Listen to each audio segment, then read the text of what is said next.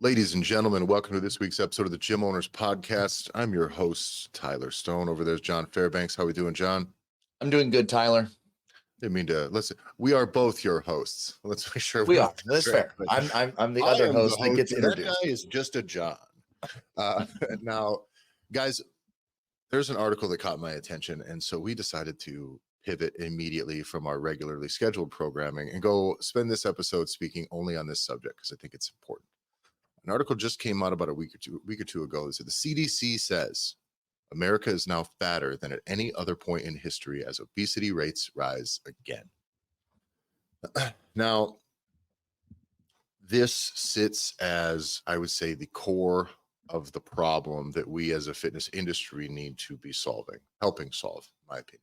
There's a lot of things involved in this economically, opportunity wise, social engineering, education. I think there's a lot of things that that are involved in this. But I don't think that we can just sit back and go, well, geez, I sure hope the government solves this problem. We're fitness professionals. Let's be professional about this. This is the biggest health crisis in the United States right now, right? I think we all can agree on this. Mm-hmm. All other roads that we're fucking struggling to navigate are due to the fact that we're dragging our giant fat asses across the fucking situation. You know what I'm saying? Like COVID was bad because of obesity. We have now heart disease, diabetes, but all of these things are downstream from a larger obesity problem. And so, as an industry, one of the things John and I preach about a lot is that we want to make the fitness industry in a position so that we're actually solving this problem. And I think that the fitness industry we get distracted so much by novelty and like fucking cool little clever business opportunities. And as much as I like the idea of boutique gyms, and there's a lot of boutique gyms that we work with, a lot of them are almost get themselves in too narrow of a space to be actually impactful on a scale that matters to this. And so when we talk about the gym owners revolution here, the fitness health revolution, the coaches revolution that we're trying to put together, I think it needs to be centered around how can we take as many people who are struggling with weight and get them, empower them, find them a solution, and get them so that they're able to walk and stand on their own now. I mean, I think that impact it's the greater calling of what we have it's the greatest calling that we have within this industry, because everything else that we're doing is neglecting this enormous pool of fucking people that need help. So while this pool of people continues to grow, the people that are fatter now than at any point in history, in the greatest country, most powerful country in all of human history, somehow we cannot get our own health in check. And we have all of us here as professionals, those of us who care, not those of us who pretend to care. There's a lot of those out there, but those of us who care, this is how you solve your problem. This is how you solve the problem within your community. This is where you build the reputation that you need within your community. This is your ultimate advertising. Get so many people from obesity to health in your community within walking distance of your facility. I'll be goddamned if you're going to have to try that hard to market and attract new clients from here on out. That when overweight people see their friends and other people they've always identified as overweight, and they see them become successful and get healthy and get jacked, like there's a flow. Okay. Mm-hmm. There's inertia to that draws other people, and they want that. They don't believe it was possible till they see people that look like them, behave like them, act like them, and they see them make the change. It's so powerful. And then telling those stories and marketing upon those successes that you've had. This is how you change the fucking world. Okay. This is important. And I think if we're worried about the specifics of fucking movement quality and fucking we become autistic fitness dorks that we only talk about the knee angle and then fuck all of that. Solve this problem. This is the greater problem. Everything else that you're trying to do in coaching and fitness just lays underneath there as some other shit that you're kind of doing. If you can solve this problem in your community, you will never need to beg for another client again. You're never going to struggle to be fucking not making enough money. Everything works if you can solve this problem. And I don't see a lot of coaches around here that are actually willing to make the effort to solve this problem. Everybody, once they become an expert, they pivot into expert land. And they don't deal with normal people. And it's almost they alienate these people that need the help. And I think that's the biggest tragedy, is that we are leaving them behind as we get better, as we become better coaches, more experienced coaches. What, you think you're too cool to work with some guy who's got 150 pounds to lose? Well, fuck you then. Like, what kind of, are you trying to have almost no impact on people's lives? You just want to settle into a pocket where you move people from 95% perfect to 96% perfect? Sweet, dude. What a mission you're on. Well, Fucking dorks. and it's having to be willing to accept the fact that it's looking at the fitness industry as a whole and accepting the fact that like we have failed. And that's where again it's one of those things. Well, like, well, no, I haven't failed. Like I'm focused over here, and it's like I'm focused on the knee angles, or I'm focused on whatever the fucking hip trend is that the industry is pushing all of our attention towards, while it's like you said, stepping back and looking at this thing, which is like, what the fuck is the point of exercise, of having people be healthy? And it's the idea where you have to, it only starts at a point where you admit that the fitness industry has failed. While the industry continues to grow, there's a huge disconnection between the amount of money that is being spent on fitness and the actual results that are being achieved by the people that are in these communities. And like you said, it's the best marketing that you can have, which is a rising obesity epidemic that then gets talked about for a little bit because COVID, all the fatties are dying. And then, oh, well, all these comorbidity factors and all this stuff gets talked about, but then immediately gets ignored because Coca-Cola's rolled out a new Oreo Coke. Mm-hmm. It's like, we were almost there. And the machine itself will continue to try and protect itself from the idea that it's not obesity, it's you need to go on more walks or be more like grounded to the fucking earth, or you need to get a new breath work coach or whatever the fuck else is been popularized. And meanwhile the machine will continue to say, well, hey, here's the next treat, or here's the next thing. You don't Yeah. need to do this. It's body positivity, which we talked about. It's like, it's all these things which only confuses or distracts. Almost, it seems like the nerdiness of people that could help make the change. We're distracting all of us of thinking about like fucking the dumbest Too shit on the specific. planet, It's too right? For specific. it's so specific. And so what it does is it removes the people that could make a difference and just makes way for medicine and makes way for pharmaceutical responses and makes way for, well, we're not going to actually fix the food that the kids are eating because that actually hurts our bottom line, because that's where we get a lot of contracts and that's where a lot of money is. Yeah, like eventually we have to understand that it's, we're being distracted for a reason, because you're the only people that actually care about trying to get people healthier. One of the things that I think was actually really, really valuable concept that I learned way back when I took like my CrossFit level one. I never really thought about this concept until they mentioned it. Now it's kind of it's a cornerstone of my coaching philosophy. One of them is the what did they call it? It was like the sickness, wellness, fitness continuum or whatever, right? Oh yeah, yeah. Like being way down in the bottom at the lowest level of this would be obesity, disease, right?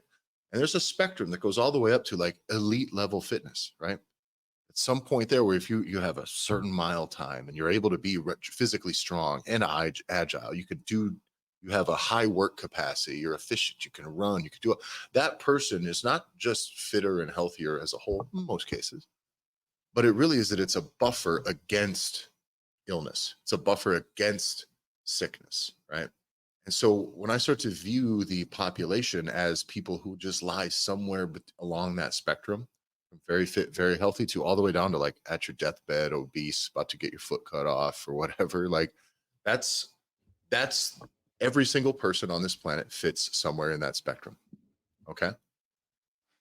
As an industry, we are failing to move people from the sick part of that spectrum over to the healthy. We're not buffering them against, because anything can happen in life. You get hit, John, I get hit by a car tomorrow, right? And I can be laid up and bedridden for fucking 6 to 8 months. Well, thank God I'm big, strong, pretty durable, in good shape. I got some muscle mass to spare. Like at the end of that, I will be much better off than if I got hit by a car and I was frail and weak or fat and already sick, Mhm. right? And so, but I think obviously nationally we are failing to move people from the bottom end of that spectrum health wise into fitness and into wellness, and most of the people in our industry settle into this little pocket like we said before where they just are addressing, John, where where does getting somebody, where does being like a squat movement specialist fit on that spectrum? Like Honest how to God, far? How like far down? where in there are you getting involved with somebody? And if that's really your pocket, is like the ultimate, we're going to fix little bitty problems in your movement. Where does that sit? How impactful is that actually? Very fucking little, like Right. very little, even to the one individual, let alone on a population wide scale. So we're getting these people as we get better at coaches, we zoom in and we think that's where to be. But you guys, you're missing out on one, all the impact that you can really have. And two, clients, you fucking idiot. Like these people pay money and they actually have the need. You go out there, try to convince everybody around you that they should pay you for your squat workshop or your hinge little workshop or your little one-off fucking half-ass seminars that a lot of these people are trying to do. Like none of that shit fucking matters on the grand scheme of things while we continue to let people fall all the way off to the bottom of this scale. Well, And so the thing that I would encourage any coach who gives a shit about this problem, more importantly, let's say you're really good about all this other stuff. You're a great movement quality coach and you focus on, say, just Olympic weightlifting. Wonderful, wonderful. Why don't you just create a secondary initiative amidst all these other things you're doing? Which is, can you figure out how you would take somebody from obese, from sick to the bottom end of this spectrum and start to navigate them, move them towards, guide them towards health, fitness, wellness, move them all the way up that continuum to the point where like that you can see all the you take somebody from sick to healthy and you have changed their life and everybody's life around them. Really have. Mhm. That's huge impact. You take somebody from a 485-pound squat to a 525-pound squat, even if your boy, what if you did that in only 6 months, John?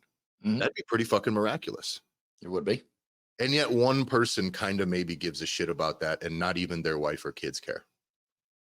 Could you do you how my wife is very unique in this.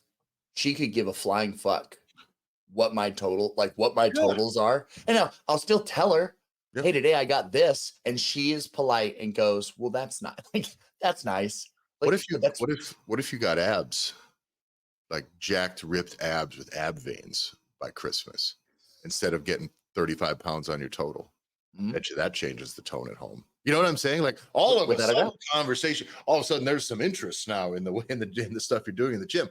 And Right. that's what I mean. Is like I think we're spending too much time as an industry focusing on all of this minutia, all this complicated shit. And this isn't that hard. This is the lowest, this is the problem. This is the easiest thing about coaching.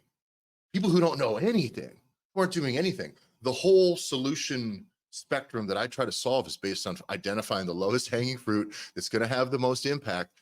And then you just start to make those changes and you get so much progress when people are not doing anything and they're living completely off the map health wise. Like you can make a few fucking changes easily, implement them, and get somebody way far on that spectrum. So I see coaches just fucking completely missing the boat here when we're worrying about all the wrong shit. This is the easiest coaching that you can do, short of some of the we'll get into this, some of the psychological things that go on with people being in their own way, etc.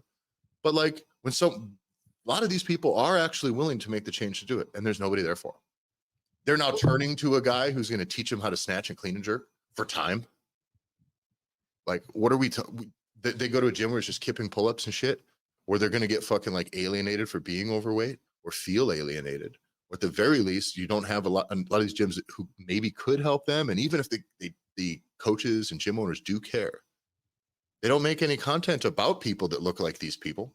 And they sure aren't showing any before and afters or even any dialogue that we'd like to help you lose weight. You don't see weight loss on any of these any of their marketing. And I think that it's our way of like self-sabotage. I think it's accidental self-sabotage as coaches and as gym owners and as personal trainers, because we're choosing, now that we're smart, to go chase fucking just pennies that are rolling around and rolling away from us for no reason. It's Well, not stepping over $1 to pick up a dime. It's way worse than that.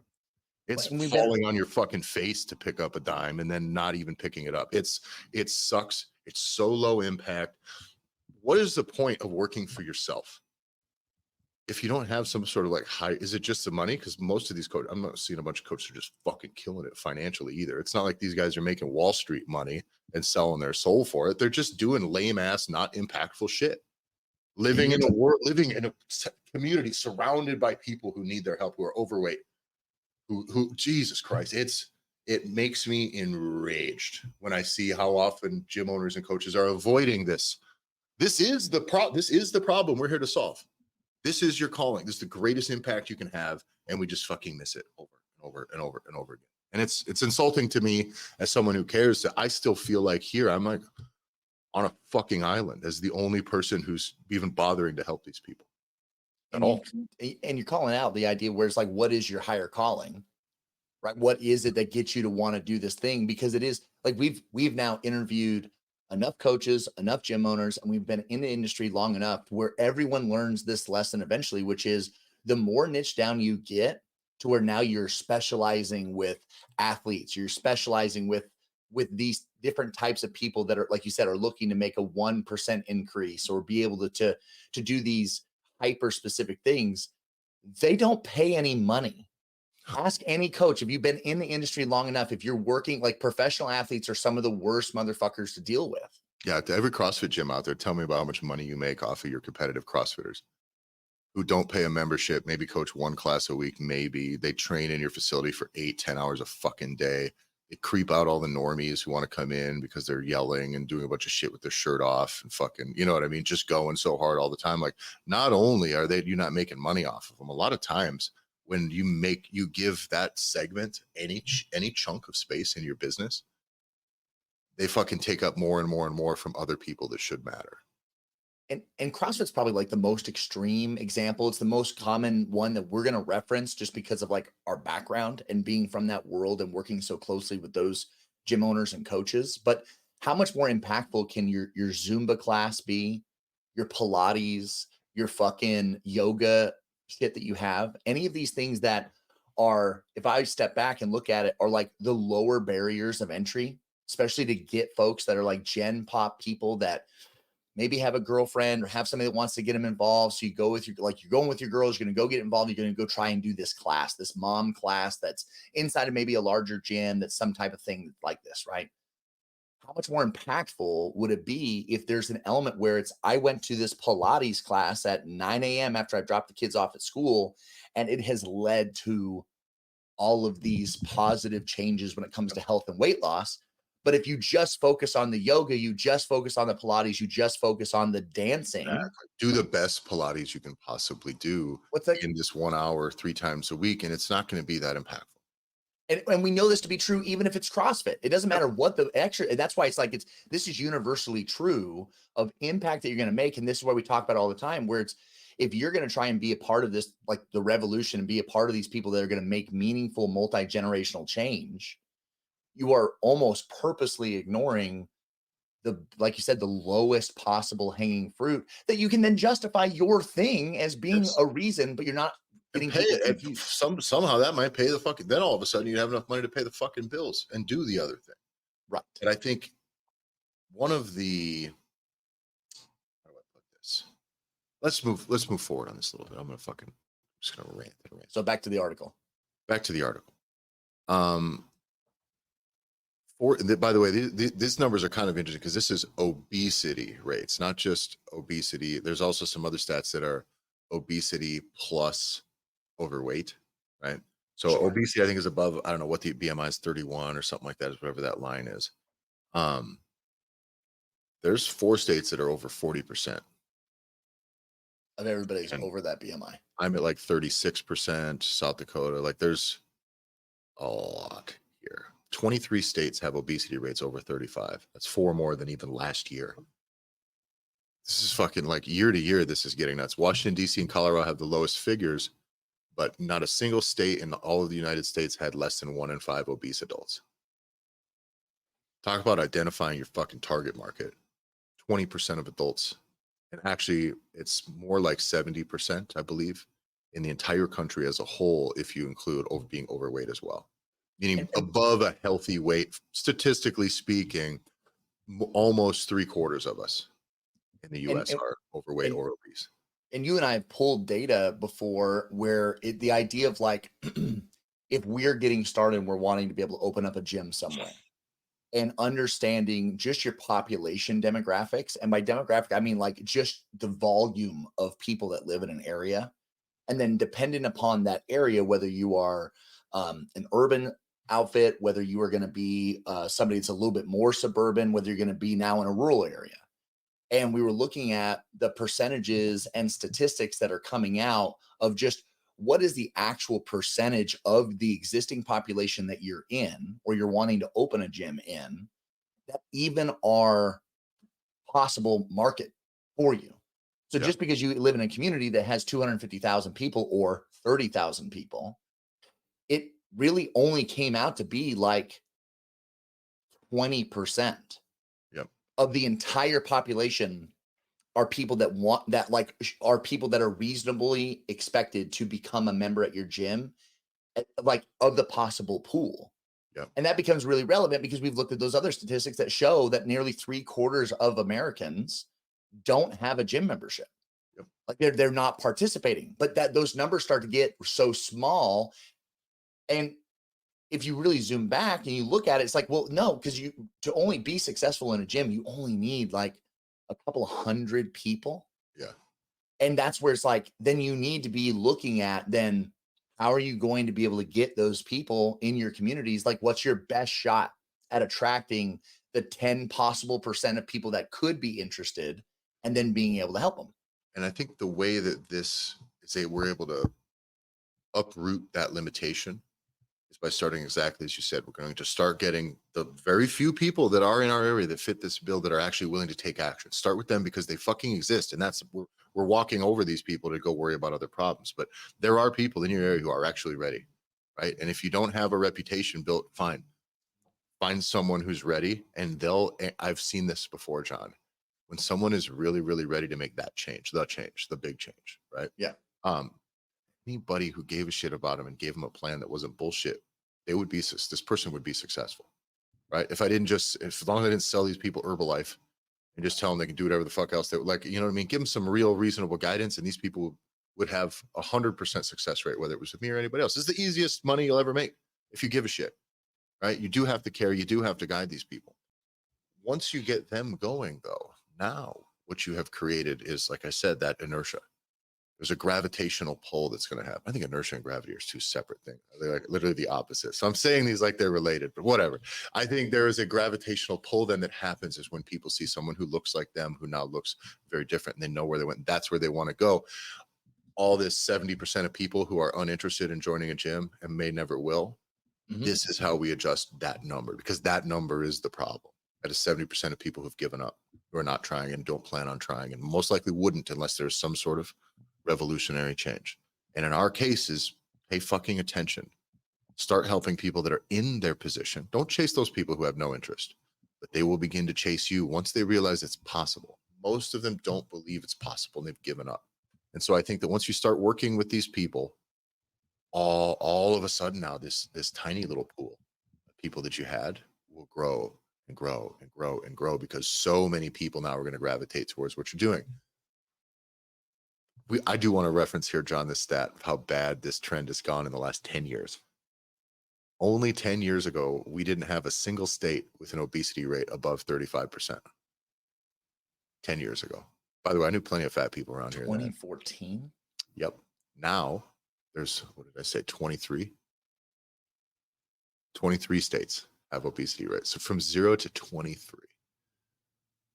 That's fucking really nuts. Like even like South Dakota is like 10% higher people than it did 10 years ago. So we're not losing this battle, kind of. At this rate, crushed. we are fucked in another decade. Mhm. Thank God for some of these medications that came out. This is one thing too, like, right, we talk about us neglecting to serve this audience, or Sure. at least to speak directly to them. Even though our service, well, anyone who comes and joins CrossFit, or anyone who comes and does my boxing gym, or anybody who comes and does my body pump class would benefit from. Of course, but how are you trying to get them? Oh, you're not. How are you trying to get these like obese people? Are you trying to make it known that like they're welcome here and that we can actually help them? Are you offering the things that will actually help them be successful beyond that, the nutrition stuff? do you at least have a system available where they could be plugged into somebody else who's able to guide them on the nutrition? Because again, I've said this before, John. You want to know why I don't coach any people for weight loss who are not committing to a nutrition plan? Because it's a waste of my time and their money if they don't. Mhm. So many people, I see so many people in so many gyms that go to the gym regularly, work out regularly. They look the same. And by the same, I mean not good or better. Like they just look, there's no progress. There's no progress. Progress is made, especially in weight loss, with nutritional changes. If a person's not willing to make changes to their nutrition, it's a fucking waste of an endeavor for everybody. Absolute waste of an endeavor, because you're one twist your ankle away and giving up on the gym away from just being all the way back where you fucking started. So And more than anyone who's, likely, it's go ahead. Go ahead. anybody who wants to be like, I just want to get a personal trainer, then I'm gonna start losing the weight. If you bring up, well, we got to start working on the way you eat, and they get a little clammy about it, I don't know, they get resistant to it. That person has all of the characteristics of the underlying mental health component that goes on. There's a psychological, it's mental illness. Obesity is. I don't care what anyone says. It's mental illness. So a person who wants to join a gym to lose the weight but refuses to address their food, they're burying their head in the sand. They're choosing failure because they have all this weird psychological and emotional attachment to their foods, the way they eat. It's their weird little comfort thing. It's pretty crazy, right? It's like trying to fucking have a legit intervention about somebody's drug use. You know what I mean? And they just refuse to address the issue. Okay, it's that bad. So if you want to help these people, if you're not going to be the one to help them with their nutrition, don't let them believe that they can just work out their way Correct. to being lean again. I think that might be one of the biggest reasons that we're in this situation as an industry, that we failed. One, we're not even bothering to speak to them. Two, when we get them, we're selling them on services that are made for people who already eat pretty good. And then we're only going to make this tiny little incremental amount of progress on that fucking sickness to wellness continuum, right? Because we only changed this one little variable. We didn't change the whole ecosystem with which they're living in. And one of the best things you can do early on when somebody's trying to lose weight, if they really care, and it's really important, not just to them, but to their family, for their life, that they lose this weight, is to fucking pull that Band-Aid off right away. Say, oh, you don't want to fix your food? Well, I'm not going to coach you, because that's a fucking waste of our time. You think you want to look better, you don't want to address these changes, that tells me even more that you have some serious stuff in the way of you being successful. When you're ready to make a change, we can make the change. As long as you're not ready to change shit, find somebody else to take your money while you don't make fuck all for progress. Because I will not participate in your failure and then allow you to just blame me because it didn't work. And that's what happens a lot. Gym owners and personal trainers get blamed for someone's lack of success when all they really did was didn't set the expectation in the beginning, which is, this isn't the complete ecosystem here. The ecosystem is how you sleep, your mood, how you eat mostly, and your exercise. Okay. All that stuff, as well as relationships and work and all this other shit. But like, I'm coaching a person. I'm not coaching nutrition. I'm not just coaching weight loss. I'm coaching a human through a weight loss process. There's a lot of shit involved in it. And when they're not ready to address with all the things that happen between A and Z, I will not fucking spend a moment of energy on it. Because I've coached too many people where you get a week or two in and they don't want to do. I've seen people, John, that don't make it 2 or 3 days. Yeah. You've gone through this process. They're like, it's not hard. It's not hard at all. And it's not about, John, you can be full the way I have people eat too, right? You can really feel satisfied and full if you want. Like, there's options and everything you fall into. But when people start going, well, when do I get to have my snacks? Well, Right. like, I'm not saying snacks aren't a part of a long-term sustainable plan, but snacks are not in this week, dude. First thing you got to prove to me this week is that you can do something different that you've always done. And as soon as people start pulling back, immediately they start drawing into all the stuff that they've always done and defending that. It's like, sorry, bro, that's what fucking got you here. I don't give a shit how hungry you think you are at 10 a.m. I don't give, because I know it's not real.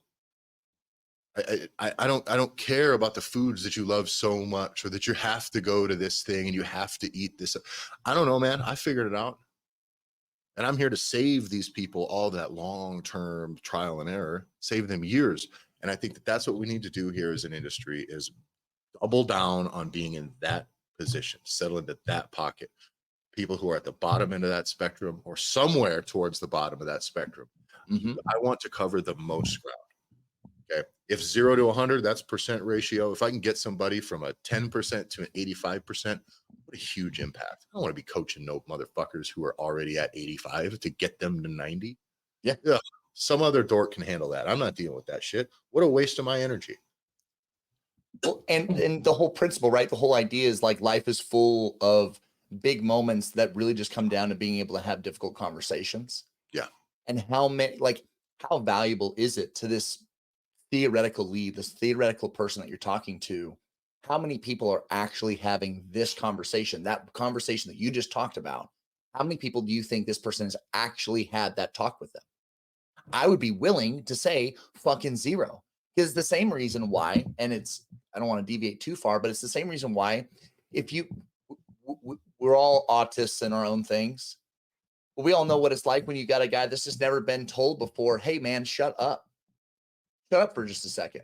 Nobody fucking cares. And if no one has said, because I got a brother that's on the spectrum, right? He doesn't understand nuance. He does not get that. He doesn't understand. He's going to talk to you about the weather in the 1983 concert that AC/DC had in fucking Germany. He's And you going to have can't that conversation. subtly shift your attention away because they won't get it.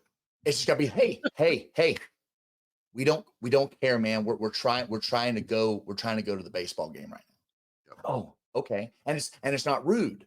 And I would have to group these people that are struggling in the same way, which is you can't be subtle about this. And too many people try to sugarcoat it and try to be delicate about a conversation that's literally an elephant in the fucking room with some of these individuals. And it's like, I cannot in good faith allow you to get away from me without having said this one thing. But it's because our values, right? Like the value of who we are and why we do what we do, that's been established ahead of time.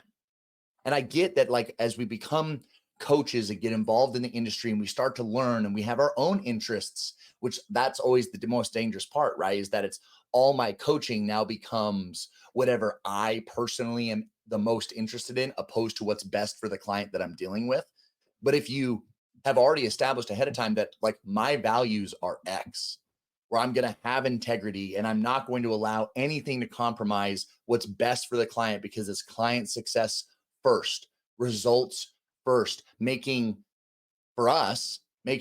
community wide impact, but focusing on the individual. I heard a good quote where this past week where somebody was talking about it's, if anybody tries to sell you too much on community, he goes, they're a fucking liar. If they're saying that they do it for the community at large and they do it for this, he goes, fuck that person, because that person doesn't actually know who that person's name is. They don't know who that person is. They don't know who their family are. They don't know anything. They just know that they generally are going to talk about a topic that ultimately everybody can get behind. And at the end of the day, it's like, this has to be where you're going to make community, multi-generational impact one person at a time. Like, you know, that person, you know what they need, you know what their struggles were, and you help them gain that success. And just like you said, Tyler, it's a gravitational pull.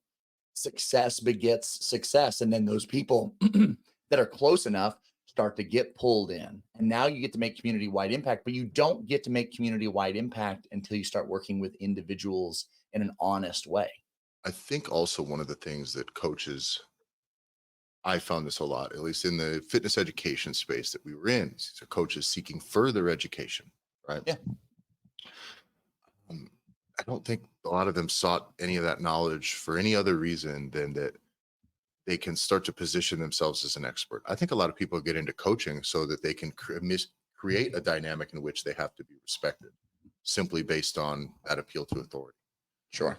I see it so much you see it in martial arts a lot. Like, you'll see people that'll start a grappling gym, or you'll see tons of, this happens a lot in jiu-jitsu. There's a spot, they were not around here anymore, but it was about like, it's like a fucking weird little weaselly fucking coach, man. It was very strange. And he was like, like really the controlling type, and you weren't allowed to ever train anyone else. He'd throw tantrums. If you're 5 minutes late, he'd make adults run laps and shit. It's like, what the fuck are you doing? Like, weird shit. But it's like, this is a person who never earned anybody's respect ever.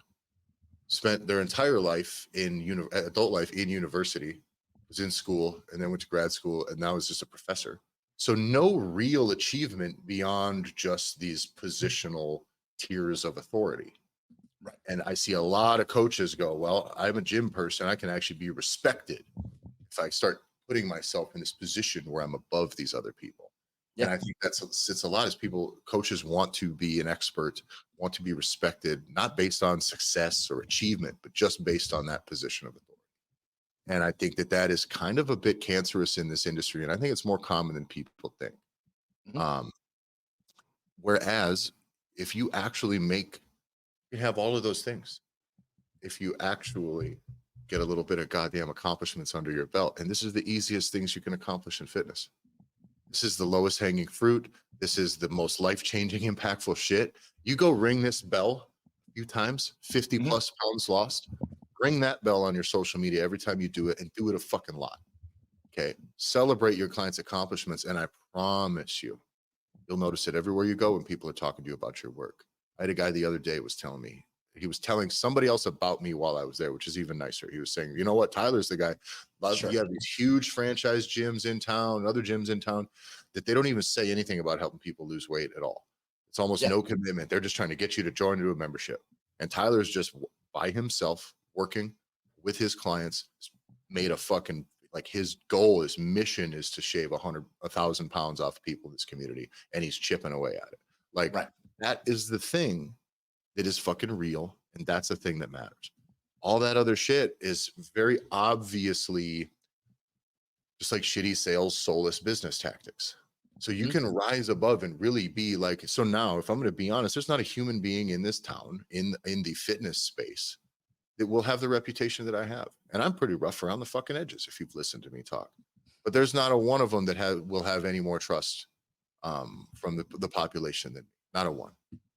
And I think that's important. And I didn't have to just say I am coach. Now I coach people. People must respect me. I don't give a shit. I fired more clients than I'd keep if I had my way. But I got clients I just can't fire. They're good ones. Right. So, but on that is, I think that's if you're interested in being respected enough to attract good business too, not just shitty low paying business, like, you need to get some goddamn accomplishments under your belt. So you can do what some coaches need to do, which is basically hitch their wagon to some athlete and hope that that athlete accomplishes something this season that then you can try to take credit for. Fucking Christ, man, you got to swing. You got to swing a lot to even get one of those balls in play, right? So, and then how much does that really matter to the general population who's about to give you money? Not a ton. So if you're worried about the higher end of that spectrum, the more closer to fit, closer to like elite fitness level, that's a waste of your time. You can get so many achievements if you start working on the bottom end, because that's where there's way more people. In this store, go ahead, John. Well, in the article, right? Like jumping, like it. So the article that we're going over is talking about West Virginia seemed to be the most common state that was being written about. Mm-hmm. And as I was thinking about this, there's a lot of there's some apologist type view for why is West Virginia hit disproportionately with obesity. And essentially, it was all the markings of what anytime you ever hear anyone talking or writing about low socioeconomic status, low SES areas where they're food deserts, right? There's not healthy food, there's lack of education on the topic or whatever in the area. But if I open up Google Maps and I go to the border of West Virginia and Tennessee and Southwest Virginia and kind of go into these areas of where we're specifically talking about. We're talking about like the South, and we're talking about areas that would probably be unique compared to the rest of the country as far as like the South crippled by the lack of industry or whatever. There's still gyms. Mm-hmm. So I'm wondering if you're a gym and you're in these areas, what the fuck are you doing? And reality is, I'm not picking on any one of these gyms. I'm not going to say their names, but I go through some of their reviews that are right here on this in this area that would be exactly what you're talking about in the article. And the gym is super cool. The machines are great. Worst gym in the area. They'll tell you any lie to get you to have a membership, and they don't care about you. Love this gym. Great equipment. One of a kind. Great customer service. Great place to work out. Only wish they had showers. great place for supplements. Like it was, there's not a single mention through 40 different reviews, 70 different reviews that say anything about like results or success or any of these pieces, which is like what's going to get to move the needle. And you have too many gyms. And if you go the gym route, it's like you have too many gyms that are just, you're a place to fucking work out. So what the fuck, what are your fuck, how are you taking ownership of your business and the community that you're in? And how are you leading by example, raising the standard across the industry as a whole where you are, instead of just opening up a fucking warehouse and having a place to hold equipment? You're a storage facility that let people come in and touch your shit. Yep. Is that the point? Is that why you opened it? Because right now, review wise, if I look at the top people that have 295 reviews, 60 reviews, 230 reviews, 400, you know who they're getting crushed by, Tyler? You look at these areas that have a fitness, you can tell some of them are boutique spots. They got 60 reviews, or they got 2 reviews, or they got 70 reviews. But Planet Fitness, 230 reviews. There you go. Yeah. Yeah, Get Fit Athletic Club, There's 447 reviews. Get Fit Athletic Club, 200. Systemizing the fucking reviews. They're at least trying to shine the light on some sort of positive experience people had. Whether or not they're capable of actually guiding people from obese to healthy is yet to be unseen. But they are doing all these other things about the business that are at least going to get. By the way, if your business has a soul, and you can't just help people lose weight and like really fulfill this purpose without doing this other thing, right? Which is shining the light on those successes, making sure that those successes can accumulate some gravity to them. Now, Right. on the solution side of this is where this isn't the first time I lost faith in the CDC, in case you guys are wondering, if you've been listening long enough, okay? But Dr. Ruth Peterson, director of the CDC's Division of Nutrition, Physical Activity, and Obesity. By the way, I looked up Dr. Ruth Peterson. She's not one of those government appointments that looks like an absolute house of a blob of a person. So at least she looks like she is within a reasonable health, which is good. I was expecting to hear this from somebody who has no business speaking on health, honestly. But let's hear. Obesity is a complex disease. There's a common misconception that obesity is the result of a lack of willpower and individual failings to eat well and exercise. Now, yeah, that's wrong, because I kind of believe that is it. Now, there is something in regards to education, maybe accountability. While you're building this, accountability is only required until the willpower factor is taken away. You replace willpower with routine. Sure. You start to just make better decisions. Individual failings to eat well and exercise, John, that's it. What are we? The individual is not eating well and not exercising. That balances off. That is it, guys. This is that. Now, there's a lot of mental health components to this, which is also not what they fucking say. But that mental health is them literally making insane decisions. And by insane, I mean choosing to do the same things over and over again and expecting a different result. It's fucking crazy. You cannot be wanting change and then also wanting to only do the exact same shit.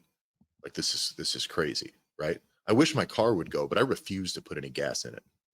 All right, well then you're paying me to tell you, like, put gas in car, go, and you're not doing this. I don't fucking know what role I can play here. That is what it's like very often trying to coach people when they're in their own way about this. But that is still not many of the reasons that this person is also giving. She goes on and says many factors contribute to obesity, like genetics, certain medications, poor sleep, gut microbiome, stress, access to affordable food, safe places to be active, and access to healthcare. I don't know that I fucking believe any of that at all, John. What is stress and fucking medication and gut microbiome? That's just not that's you making excuses for food cravings that then you just didn't make the right decision on, right? That is still, all of these things will go around the idea of personal accountability. And as a person who has coached many people successfully through weight loss, this is bullshit. Okay. I don't believe this at all. Safe places to be active, then just eat less and then don't you know what I'm saying? Like, if you really are obese, we can address this with food. Where are you at that you cannot be active? What the, like, you know what I'm talking about? Like, what Mhm. swath of the population does this represent? How many people? Well, and that's what I Just wanted to call out. access It's to, well, you're gonna get it when on the fat end. Like, what is healthcare? How is healthcare going to make you lose the weight? On this medication stuff, by the way, this comes up a lot.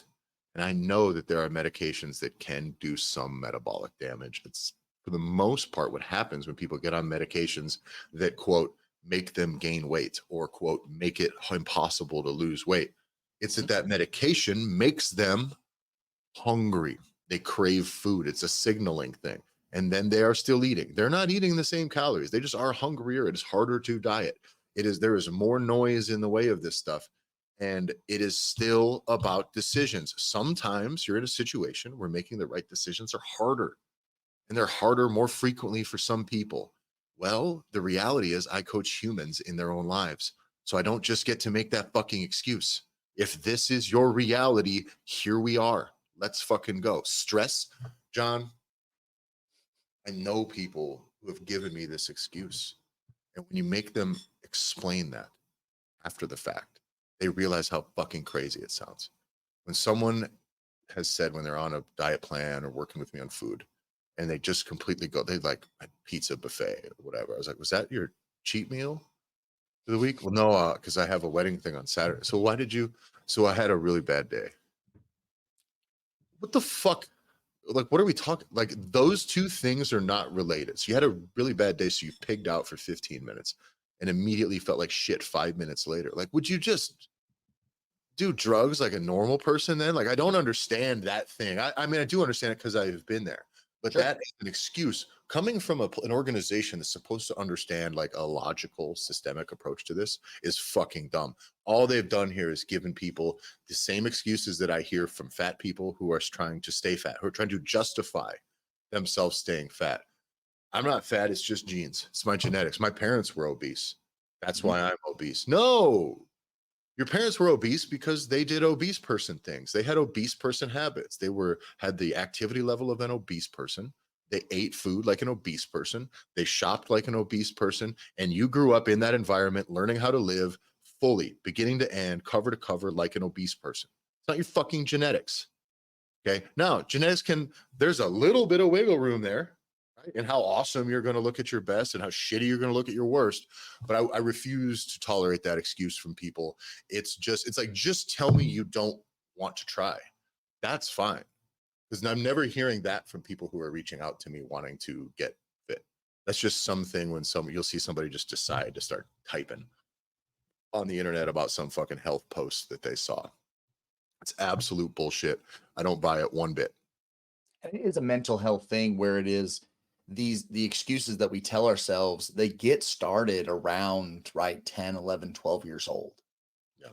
You start telling them because I work with that age range from 12 to 18-year-olds really frequently. And my guys that are the most obese guys that I've got, it is it is so obvious where it's I'm hearing the beginnings of these excuses to the same excuses I hear from guys that are in their 50s. Becomes their identity.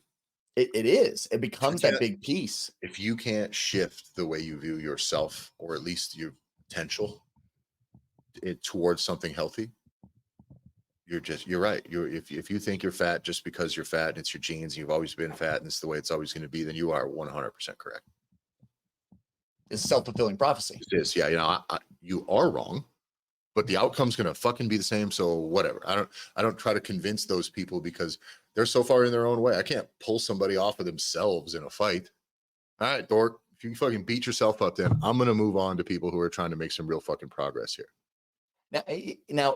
I have worked with folks that were they send the photos, they do the nutrition piece. They are like it's if I at some point it's either I've got to call you a liar or Yep. I've got to believe you. Right. And there's always that element, right? And as you usually point out, Tyler, is 9 times out of 10 They're liars. fucking lying to you. Yes. But I reserve and respect the right that there is a percent chance that they're not lying. They are doing all the things because I have lived with someone that I've watched everything she's eaten. Yep. I know there's nothing else being snuck. I know that she's trying. I know, and the weight keeps going up. The reason why that has to be eventually where, but again, that's not as high of a percentage as we want to believe. No, dude, Right? It's so this, unique. we're talking less than 1/10 of 1% of the population, probably less than that. But what's important is if you have all of these things in place and you know the knowing and they're doing the doing, then it's like, then there's a larger issue here Yep. that we need to be able to address. But that's not the majority of people. And I hear the excuse get made, which is we are overinflating metabolic disorders. We're overinflating the numbers of people that are on medication that makes them depressed and makes them fat and makes them all these things, where it's like, right, but we need to try this stuff over here first. Are you telling me that you've actually done the things? Yeah. Because I would be willing to bet you that they haven't. And for anybody just not to touch it or to avoid it, it's like, well, then we're just lying to ourselves. Yeah. And that's, yeah, we have to be able to, and again, it's being willing to have that hard conversation. I get it. You have this, you have that, you have whatever, but there's too many people not even participating in this conversation that are supposed to be the leaders, that are supposed to be the tip of the spear with the people that they work with, where you just avoid it. Because you know what? I'm glad, because Cindy, she's coming. And that is just good for her. She's coming. But it's like at some point though, we have to stop allowing people to pat themselves on the back for just showing up. Yep. Yep. That doesn't count. And this is, I make it very clear. I mean, per my hour, I mean, my time in personal training is still the most expensive for sure. Sure. Right. And I will tell every single person who I coach in that situation, probably more than once a week, usually. Right. Like, yeah, just so you know, this isn't it. Like, we can work less hard here. Like, I can kill you here, but like, it doesn't matter. The difference between a 80% difficulty workout and 125% difficulty workout is fucking just that you're going to feel shittier tomorrow. Like, it's not on the outcome. It doesn't matter. Like, if you get tight on your fucking food stuff, and like, this is just everything we're doing in here now is worth doing. Right. And it doesn't have to be that hard. We don't have to push that hard. And if you're people who struggle to do good work in the kitchen, with their food and with their planning and their diet, tend to be the ones who then will be like, okay, I guess I got to smash it in the gym. And they're like, really want to be pushed in the gym. And it's like, no, because if I have to push you, it's a waste of my fucking time. I'm going to push you on the one thing that matters the most. And I'm going to push you where it's uncomfortable. It's going to sound a little pause. I'm going to push you on the issue of nutrition, because that's the thing you're avoiding. Like, this is Right. it's the elephant in the room that nobody wants to talk to an overweight person about. Maybe you put down the fucking fork a little sooner from time to time, but like, I don't know what else to say. And you can have those conversations 1,000 different ways. And I think that that's what we need to do, is you need to learn how to have that conversation, because all these things we talked about gyms and selling and training and all this stuff, all this does boil down to, again, is nutrition. And John, we keep coming back to this and everything that we're doing, and it's odd because I remember with StrongFit, when I first moved overseas, we just kind of started talking nutrition, maybe some of the specifics, and none of us were scientists. You know what I mean? None of us are particularly accomplished in literally anything at that point. Literally anything. Not like, none of us really had a successful gym or successful business or anything. It was just the information we were talking about kind of built up some momentum, right? None of those people had accomplished fucking anything. So, but when we started talking about nutrition, I'm like, yo, we're going to get into all these fucking arguments with fucking dorks because everybody's dogmatic about it. And the more it went on, though, especially when one of the things we were working on was like the actual mental health side of fitness, which I believe is fully tied to kind of the actual success or failure of your fitness Sure. endeavor. And then I realized, like, well, how irresponsible it is to actually be in the fitness industry and not speak to people about nutrition, not have that be one of the absolute cornerstones of what you're doing in your business if you care about change. Do you know why that's so crazy? When if I step back and I think about it, eventually, if you want to be the most top tier Olympic or professional athlete, the final step to make the real difference comes back to what they're eating. Usually, yeah. Right? Arnold talks about where he loses that first Mr. Olympia and he wants to know why. So he goes and he trains with the dude that beat him when he first came to the States. And he realized that it was, well, dude, your nutrition's fucking off. Yeah. What you're eating, you're too doughy, you're too soft, right? You're too soft in these areas. We got to tighten that down. So it ended up being nutrition. And like, if you really look, and when you hear about like the Jerry Rices or these people that are like the most long-term athletes, like their bodies are fucking machines, right? They've gotten it so tuned up and it's so tight. That remains true if we look at this like cyclically, where it's the most top tier people, the way they get to the highest level of elitism and eliteness of what they do, nutrition, all the way to the very beginning. It's like what moves the needle? What's the biggest thing is nutrition. Like they're equally important on both ends of that extreme spectrum. And that's why, Tyler, we see so much results, especially with middle-aged men, which is like, guys, we don't even need to reel in any of the big things. Like there's so much low-hanging fruit, which is stop drinking energy drinks that have sugar in them. Stop drinking the most highest octanest bullshit. Stop getting your lunches at the gas station. Like Gotta drink just light those, beer instead of IPAs here, guys. You like, know what I mean? You're but gonna it's stuff. switch to whiskey. Do something. It's There's gotta be that there's so much low-hanging fruit in this that it's the highest return, it's the highest ROI you can do. correct.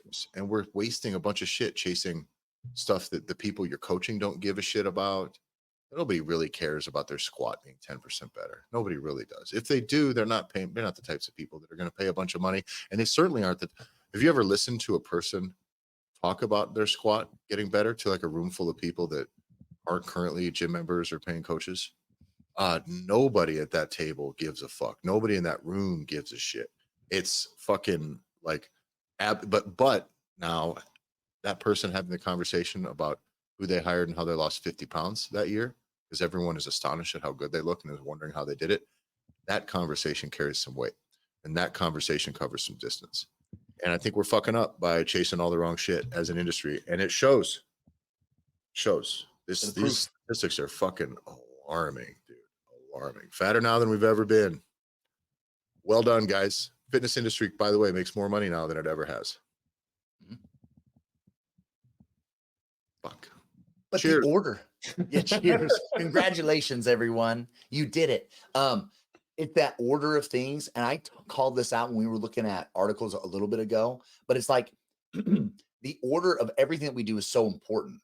But mainstream media, the CDC, all that, they're not going to explain that.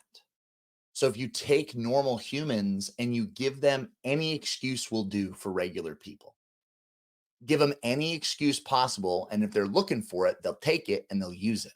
Mhm. So if the CDC says, well, it's genetics for why you're fat, it's your gut biome for why you're fat, you actually don't have a safe place to work out. That's why you're fat. Any excuse will do and you'll use it.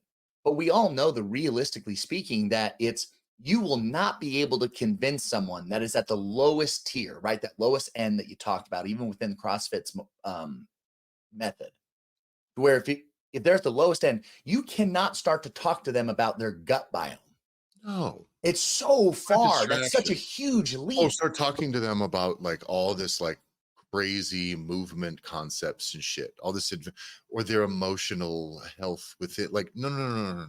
Get them eating better and get them moving. Fuck off, dude. What a waste of resources. Their initial trust, and you're worried about doing some fucking like horny ass assessment or some shit where it's just all we'd see a ton of that with like the functional movement screening shit that people would do in the beginning. It's like,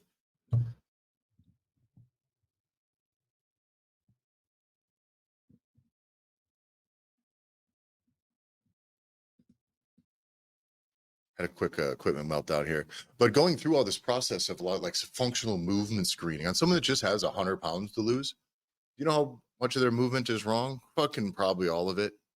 You know what I mean? Just start working with them. By the way, then you're actually oftentimes by doing that stuff, you're wasting time on actually getting like a good. I don't always preach that. Like I very often preach that working out doesn't burn a ton of calories, right? Just doesn't. Well, you know what burns out even less calories than like a good hard strength training, a little bit of conditioning workout? is spending that hour like really nerding out on movement quality and trying to find one muscle or this or that. Like, what a fucking waste of time. Because then you're even removing the usefulness calorically out of that workout alone. And if you're not also addressing nutrition, you've now wasted two tremendous opportunities. So that's why I don't bother with any of this. Like, just get them moving. Keep it simple. This is a long process here. We're taking them from the bottom of this continuum way, way, way up. There's a long ways to go. Don't waste a bunch of time on shit that doesn't matter. Don't pick. This is, I always tell this, like, a lot of it's about like just exercise selection and risk versus reward and just basic ass judgment. And you balance enough of that with what will make let it with what will get them results, which will also keep them like just interested enough in the process and having enough fun to keep them coming back. If I have an overweight person who just really loves the snatch and clean and jerk, as much as I'd be like, well, there are better things that we could be doing with this time. Like, yeah, man, I don't know, we'll hit it. If that's the thing you like to do that keeps you coming in and then it keeps you engaged, like, sure. But we're gonna work on some of this other stuff. And if weight loss is the goal, we are driving hard on the food stuff. I'll give you whatever you want in the gym almost. Right. You know what I mean? Within reason, but I will not ignore the most important factor. You know, I've fired clients who are failing to adhere to food stuff. Megan has as well. You have as well. This is how I draw the line in the sand. I set that expectation early. And when they fail or get borderline disrespectful or just don't want to do the thing, I go, I don't understand why you paid any fucking money, because you could have just kept your money and done whatever the fuck you've been doing this whole fucking time and continue to look the way that you look forever. Like, I don't give a fuck. You didn't have to bring me into your failure.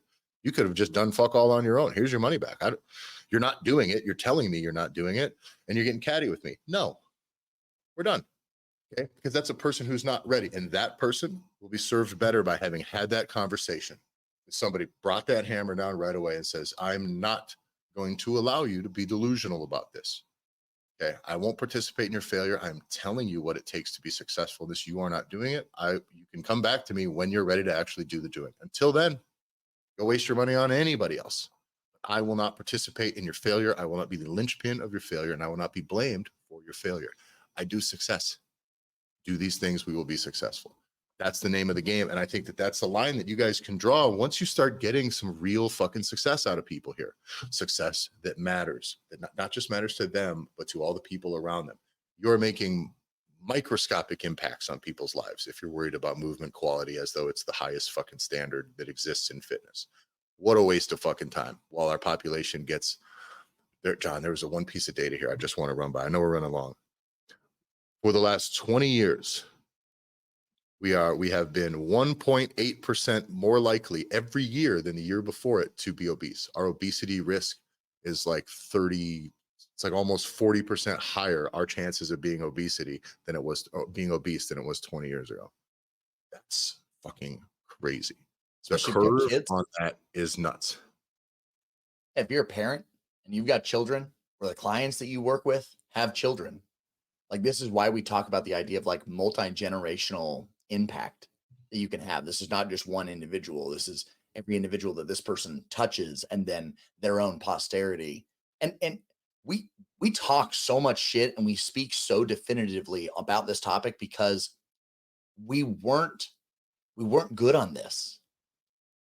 Like, we weren't good on this topic 5 years ago.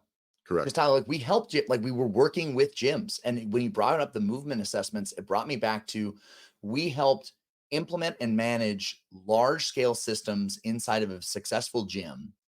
And when we were working with them, of having movement assessments be a major staple. And so we handled every one of those photos. We handled every one of those things that got built.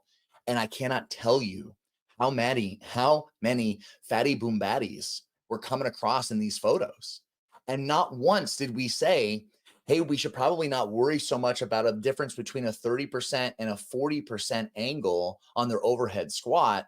We should probably work on the 65 pounds of fat that they're carrying in their upper body. We never called it out. What we did do, though, after a while, John, is we did change this. And what we did change is we changed this initial assessment from a movement assessment to a goal setting assessment. Yes, we did. That now became Basically, I come in, I want to lose weight. Perfect.